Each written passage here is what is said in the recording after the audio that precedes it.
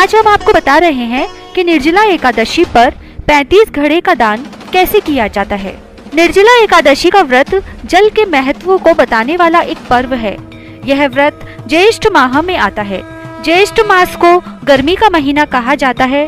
इस महीने तेज गर्मी पड़ती है और सूरज अपने पूरे प्रभाव में होता है, इसीलिए पशु पक्षी और इंसान भी झुलसने लगते हैं।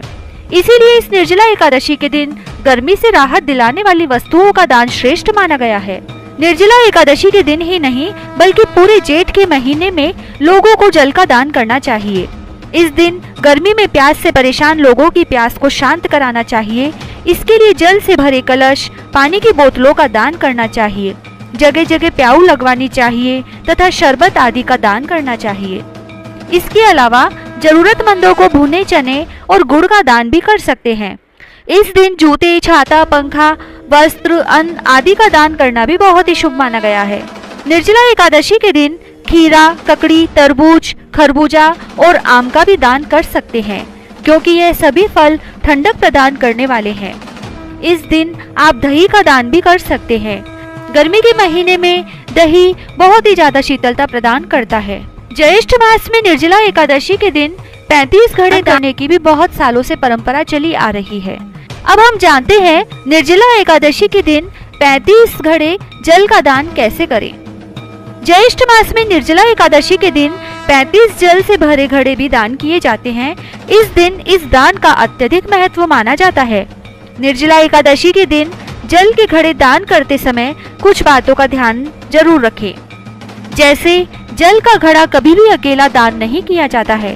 उसके साथ कोई भी छोटा मिट्टी का कलश या पीतल, तांबे या स्टील का लोटा जरूर लें, तभी आपका यह दान पूर्ण माना जाता है।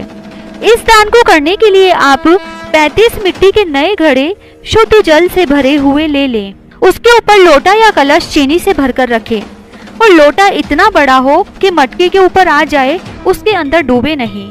फिर सभी लोटे के मुंह पर लाल कपड़ा या कोई लाल ब्लाउज पीस कलावे या मोली से बांध दें।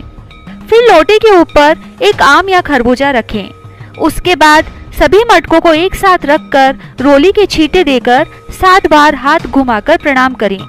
फिर यह सभी घड़े 35 ब्राह्मणों के घर और मंदिरों में रखवा दें। इन घड़ों के साथ आप चाहें तो एक हाथ पंखा भी दान कर सकते हैं।